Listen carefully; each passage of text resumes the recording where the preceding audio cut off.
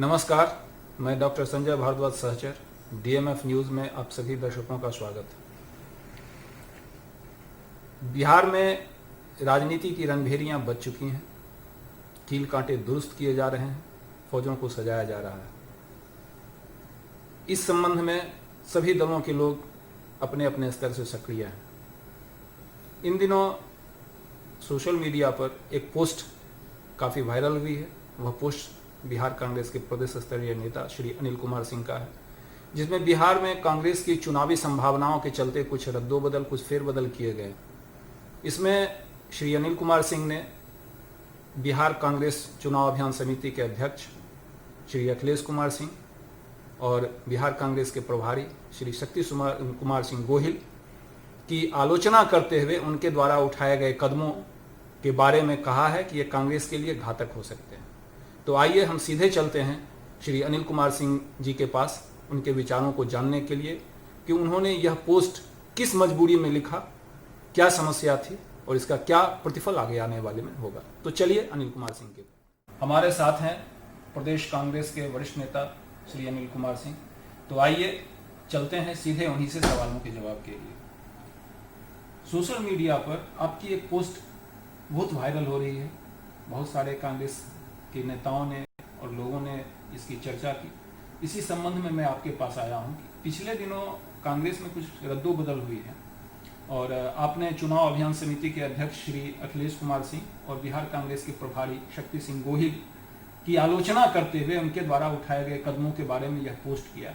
तो आपसे स्पष्ट बिल्कुल सामने में ये जानना चाहते हैं कि क्या मंशा थी आपकी उस पोस्ट करने के पीछे। हमारी मंशा स्पष्ट है। हम लोग कांग्रेस के वफादार सिपाही रहे हैं और विगत 1977 से कांग्रेस के पदाधिकारी भी रहे भिन्न भिन्न संगठनों के माध्यम से, और एक माहौल बना था एमपी के चुनाव के वक्त। राहुल जी का दौरा था बिहार में और मैं उस समय बिहार राज्य पंचायती राज राजीव गांधी पंचायती राज संगठन का अध्यक्ष था, और जो माहौल था उसमें लग रहा था कि बहुत दिनों के बाद गांधी मैदान में वो जो रैली होगी उसमें जनता और कार्यकर्ता की जबरदस्त भागीदारी होगी। उसी संदर्भ में जब नजदीक आ गया प्रोग्राम तो शक्ति सिंह गोहिल और अखिलेश सिंह ने एक बाहुबली अनंत सिंह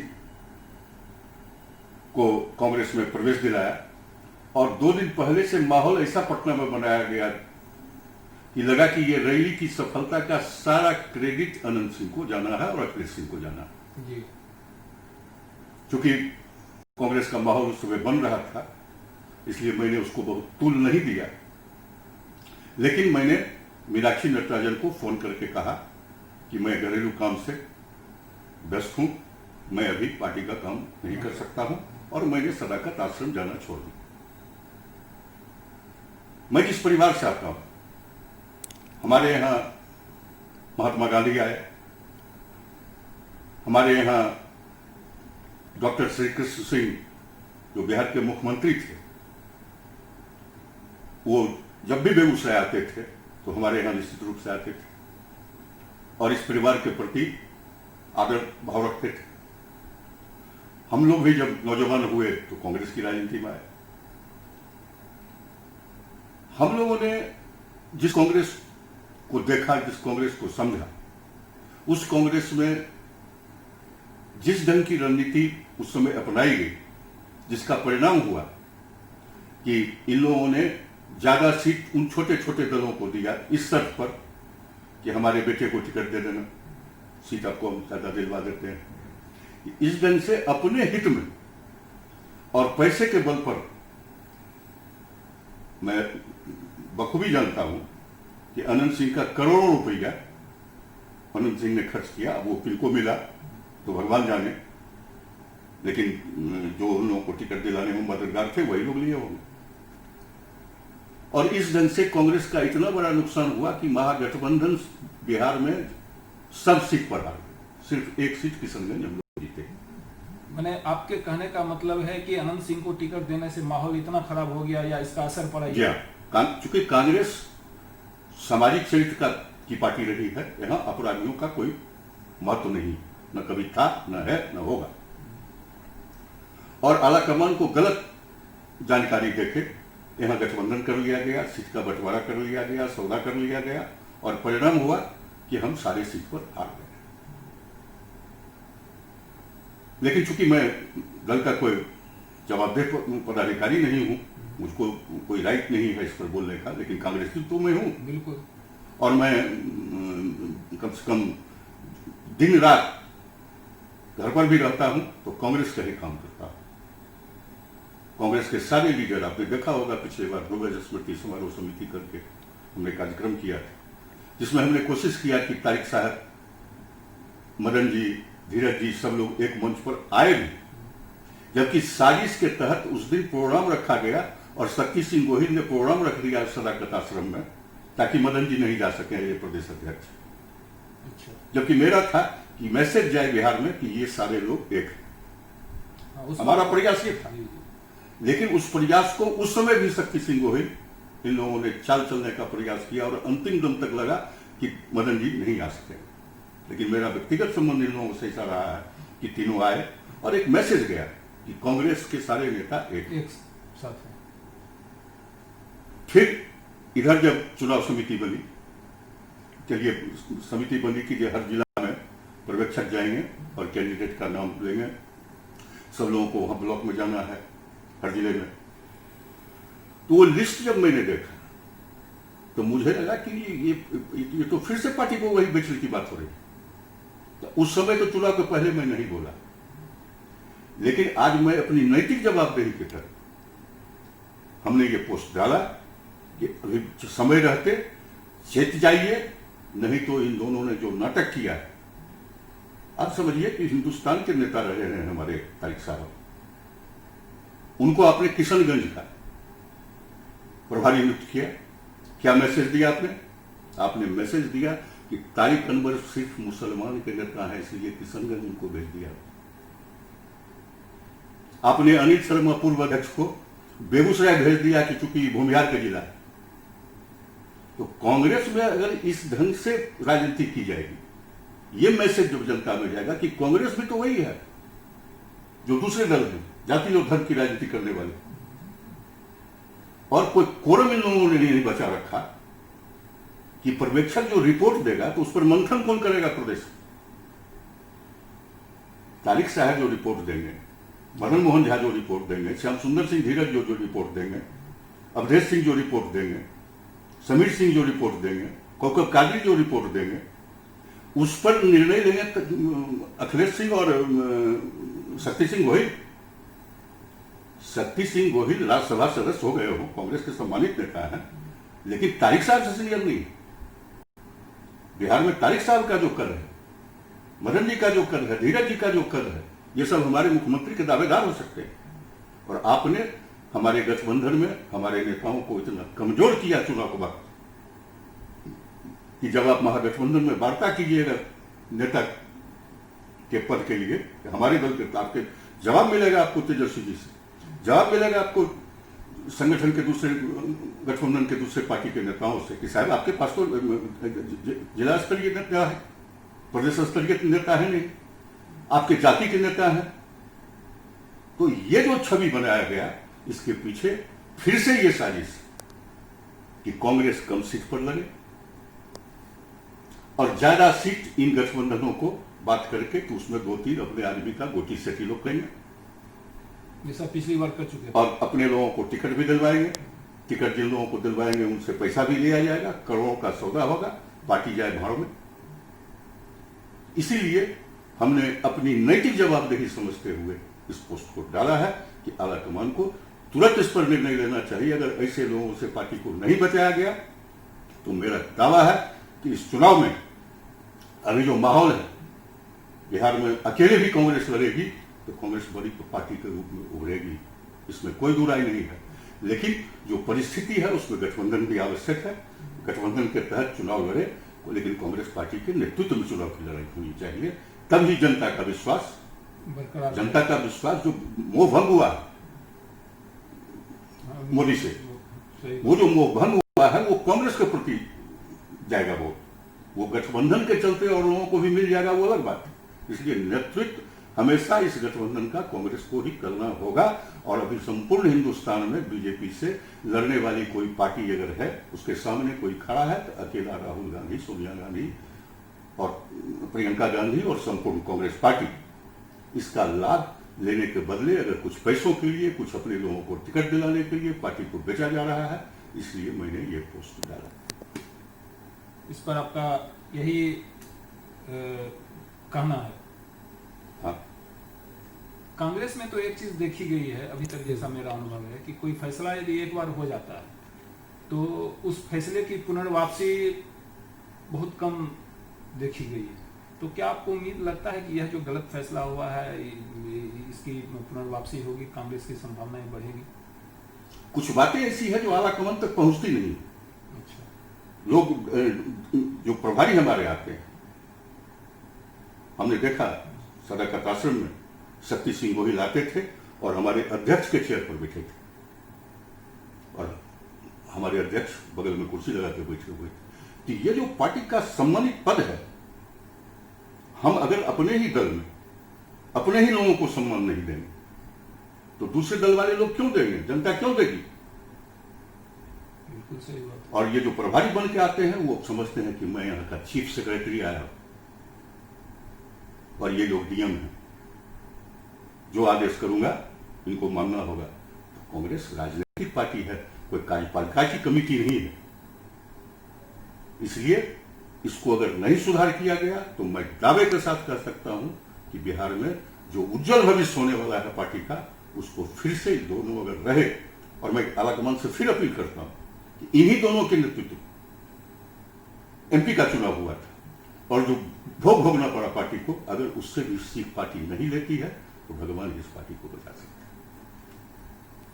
कुछ दिनों पहले जब कौकब कादरी उपाध्यक्ष हुआ करते थे, कार्यकारी अध्यक्ष हुआ करते थे कांग्रेस पार्टी के, उस समय कांग्रेस की केंद्रीय पार्टी से एक सदस्य आए थे आपके साथ बैठे हुए थे। उस समय संयोग से मैं भी था। उसमें एक बातचीत के दौरान आपसे जब सलाह ली गई थी, कांग्रेस में अध्यक्ष बदलने की बातें चल रही थी, तो आपसे एक सलाह ली गई थी। राठौड़ जी है। हाँ, राठौड़ जी, आपसे सलाह ली गई थी, तो आपने स्पष्ट रूप से 3-4 आदमियों का नाम दिया था। श्याम सुंदर सिंह। मैंने उस समय भी कहा था, उस समय कार्यकर्ता कांग्रेस में नहीं आए थे। उसमें मैंने कहा था राठौड़ जी को कि अगर बिहार में पार्टी को बचाना है तो जगन्नाथ मिश्रा के बाद बिहार में जो नया जनरेशन है उसमें तारिक अनवर, श्याम सुंदर सिंह दिग्गज, मदन मोहन झा, ये 3 ही व्यक्ति ऐसे हैं जो प्रखंड स्तर के कार्यकर्ताओं का उसकी शैली से, उसकी बकत से वाकिफ है। अगर इन लोगों को एक जगह करके इन तीनों के नेतृत्व में पार्टी को, तो उस पर राठौड़ जी ने हमसे पूछा भी था, तारिक साहब तो दल में है नहीं, तो मैंने उनको कहा भी था कि तारिक साहब से हमारी आज भी बातचीत होती रहती है, आप लोग प्रयास कीजिएगा तो तारिक साहब कांग्रेस में आना चाहते हैं। और संजोग है कि तारिक साहब आ गए। अब आ गए तो तारिक साहब का जो उपयोग है, धीरज जी का जो उपयोग है, मदन जी का जो उपयोग है, पद पर कोई कहीं रहे उससे हम लोगों को कोई फर्क नहीं पड़ता है। अगर इन लोगों के उपयोग के, इन लोगों के नेतृत्व को शक्ति सिंह गोहिल और अखिलेश हैंडल करेंगे तो मुझे नहीं लगता है कि लोग सही ढंग से काम भी कर पाएंगे। इन्हीं की इमेज नहीं बनेगी। जब इन्हीं की इमेज नहीं बनेगी तो पार्टी लीडरशिप का जब इमेज नहीं है तो पार्टी कितनी लड़ाई लड़ेगी? जिन पर पार्टी, जिन नेताओं पर लोगों को भरोसा ही नहीं। अब अखिलेश सिंह राजद से आए, वो रंजन यादव के खास आदमी थे, चले आए लालू जी के साथ, लालू जी ने टिकट दिया, जीत गए, मिनिस्टर हो गए। लेकिन कांग्रेस का कल्चर क्या है? ग्रामीण स्तर पर कांग्रेस को जो आज भी अपना पार्टी मानते हैं, वो क्यों मानते हैं? ये समझदारी तो अखिलेश सिंह को नहीं है, ये समझदारी तारिक अनवर को। उनके दादा भी शाहजुबेर साहब पहला डिस्ट्रिक्ट बोर्ड के अध्यक्ष थे, जिसमें डॉक्टर श्री कृष्ण सिंह उपाध्यक्ष थे। तो ये जो परंपरागत कांग्रेसी वोट या कांग्रेसी मतदाता है, उनका जो विश्वास अपने परंपरागत लीडरों पर है, वो अखिलेश सिंह पर नहीं हो सकता। वो संबंध अखिलेश सिंह से नहीं बन सकता है कार्यकर्ताओं को। इसलिए पार्टी आलाकमान को वक्त रहते, चूंकि अब दिल्ली दूर नहीं है, चुनाव नजदीक है, अगर वक्त रहते हमने सिर्फ ये अपील किया है कि अब भी चेतिए, अगर बिहार में बढ़िया रिजल्ट लेना चाहते हैं, माहौल बढ़िया है, परिस्थिति अच्छी है, उसका पूर्ण दोहन करना चाहते हैं, तो जरा इन लोगों से पार्टी को बचाएं। केंद्र की बात तो दीगर है, लेकिन जहां तक बिहार के चुनाव का सवाल है, तो बिहार में तो स्पष्ट रूप से यह देखा जा रहा है कि इस बार एंटी इनकम्बेंसी बहुत सत्ताधारी पार्टी के लिए बहुत भारी पड़ने वाला है, और कांग्रेस की संभावनाएं बहुत प्रखर है। जिसमें आप यूथ कांग्रेस में थे, उस समय की सारी टीम अभी प्रदेश कांग्रेस में सक्रिय है। तारिक अनवर साहब राष्ट्रीय अध्यक्ष, श्याम सुंदर सिंह धीरज प्रदेश अध्यक्ष, मदन मोहन झा जी हैं, और लोग भी जो जुड़े हुए हैं, तो वही टीम अभी हावी है, और यह टीम एक साथ मिलकर के काम कर चुकी है। इसलिए पूरी संभावना बनती है कि यदि इन टीमों के नेतृत्व में, इन लोगों के नेतृत्व में यदि चुनाव अभियान दिया जाए, तो यह काफी बेहतर आपसी तालमेल से कर सकते हैं। फिर क्या कारण है कि ऐसे सीनियर लीडर्स के होते हुए शक्ति सिंह गोहिल, जिनको अनुभव नहीं है बिहार का, या दूसरे लोग जो हैं जो दूसरे दल से आए हैं, उनको कैसे बना दिया जाता है प्रभारी, उन पर कैसे सारी जिम्मेदारी थोप दी जाती है? पार्टी तो इनको प्रभारी बना के भेजा है। प्रभारी का मतलब क्या है कि इनको पार्टी को घूमना चाहिए, संपूर्ण बिहार में घूमना चाहिए था। शक्ति सिंह गोहिल बेगूसराय है, जबकि बेगूसराय उस समय, जिस समय सब सीट 54 में 53 सीट हम लोग हार गए थे, उस समय अकेले अगर बिहार में एक सीट जीते थे हम लोग, तो कृष्णा साई बेगूसराय से कांग्रेस, ऐसा ही कांग्रेस का गठ जो श्री कृष्ण सिंह की कर्मभूमि रही है, यहाँ प्रदेश का प्रभारी एमपी चुनाव के पहले शक्ति सिंह गोहिल बने, अभियान समिति के अध्यक्ष बने हैं, प्रदेश अध्यक्ष बने हैं। एक आम सभा, एक कार्यक्रम बेगूसराय में हुआ है। ये लोग जानबूझ के, चूंकि जानते हैं कि ये कांग्रेस की धरती है, तो टिकट मुंगेर लेके चले गए, सीट छोड़ दिया, उन्होंने हार गए राजद के उम्मीदवार। अगर कांग्रेस का उम्मीदवार उस समय होता तो गिरिराज सिंह का, अगर ये सीट कांग्रेस को दिया जाता, गिरिराज सिंह के जीतने का कोई प्रश्न नहीं था। तो इन लोगों ने सीट बेचा है, और मैं बार बार कह रहा हूं कि अभी भी वक्त है, कि वक्त रहते इन लोगों से पार्टी को तो तुरंत बचाइए, प्रभारियों से। और जो एक टीम जो भी आपके पास है उपलब्ध, जिसकी मान्यता है संपूर्ण बिहार में, जिसको सारे बिहार के लोग जानते हैं, ये 4-5-10 लीडर जो हैं, इनके को समन्वय बैठाने वाले किसी ऐसे प्रभारी को भेजिए कि इन लोगों के समन्वय से, इन लोगों की राय से पार्टी को चलावे, अपनी राय नहीं थोपे। तारिक अनवर साहब को जिसमें विधान परिषद का सदस्य बनाने की बात हुई थी, उस समय लोगों के दिमाग में, स्थानीय लोगों के दिमाग में, बिहार के लोगों के दिमाग में साफ साफ एक बात आई थी कि इनको सिर्फ विधान परिषद का सदस्य बनाने के लिए नहीं भेजा जा रहा है, इनकी कुछ प्रमुख भूमिका होने वाली है बिहार विधानसभा के चुनाव में कांग्रेस की तरफ से। ये तो गांव में भी जो राजनीति करने वाले राजनीतिक कार्यकर्ता हैं वो समझ गए, क्योंकि तारिक अनवर एक ऐसा चेहरा है जिसके सामने लालू जी का चेहरा, नीतीश जी का चेहरा फीका पड़ जाता है। ये सब जो चेहरे हैं कांग्रेस के जो लीडर हैं, वो कोई इन लोगों के चेहरे से कमजोर नहीं है। मेरा कहना यह था कि उनके आगमन के साथ यह समझ बन गई थी। यह अलग बात है कि तकनीकी दिक्कतों के चलते उनका नॉमिनेशन नहीं हो सका, वो अलग चीज होगी, लेकिन फिर भी उनकी मौजूदगी यहाँ है, और उनके कद का इस्तेमाल कांग्रेस नहीं कर पा रही है, या उनको कुछ वैसी जिम्मेदारी कांग्रेस नहीं कर पा रही। कांग्रेस को जो इस्तेमाल करने के लिए जिस प्रभारी को आलाकमान ने यहाँ भेजा है, ये जवाबदेही शक्ति सिंह गोहिल की थी। बिहार के राजनीति को समझे और उसके हिसाब से यहाँ काम करे। उल्टा उन्होंने संपूर्ण बिहार के नेताओं को अपमानित करके एक एक जिला में पर्यवेक्षक बना के भेज दिया, और कहा कि जाके रहिए और ब्लॉक ब्लॉक घूमिए। ये तो अपने कार्यकर्ताओं का कद घटाना है, अपने नेताओं का कद घटाना, और यही तो चाल है। इसी चाल से तो बचने के लिए हम कह रहे हैं कि यहाँ प्रभारी ऐसा होना चाहिए जो इन तमाम कांग्रेस के जो है यहाँ बिहार में नेता हैं, उनके बीच समन्वय स्थापित करके उनकी राय से, उनकी सलाह से पार्टी को कैसे आगे बढ़ाया जा सकता है, उसमें सलाह इन लोगों का होना चाहिए, न कि निर्णय शक्ति सिंह गोहिल का होना चाहिए। प्रभारी का ये काम नहीं। अब आपसे एक अंतिम सवाल, क्या आपको यह उम्मीद लगता है कि आपकी यह जो पीड़ा है, आपका यह जो सुझाव है, इसे सुना जाएगा और इसको ध्यान में लाया जाएगा। अभी तक जो देखा जा रहा है कांग्रेस में, मैं किसी पद पर रहूं न रहूं, लेकिन बिहार के कोई कांग्रेस के लीडर, चाहे वो किसी कास्ट के हों, किसी क्षेत्र के हों, किसी जिला के हों, जो कांग्रेस के लीडर हैं वास्तविक, वो कोई नहीं है जो हम मुझको नहीं जानते। मेरी बात अनसुनी कर दी जाएगी, आलाकमान अनसुनी कर दे सकते हैं, लेकिन बिहार के कार्यकर्ताओं में मेरी बात जाएगी है और मेरी बात को लोग समझते हैं और मुझको लोग जानते हैं। बहुत बहुत धन्यवाद आपका। तो ये थे हमारे साथ श्री अनिल कुमार सिंह। पोस्ट के मामले में और बिहार कांग्रेस के चुनाव की संभावनाओं के मामले में, तालमेल के मामले में आपने इनके स्पष्ट विचार सुने।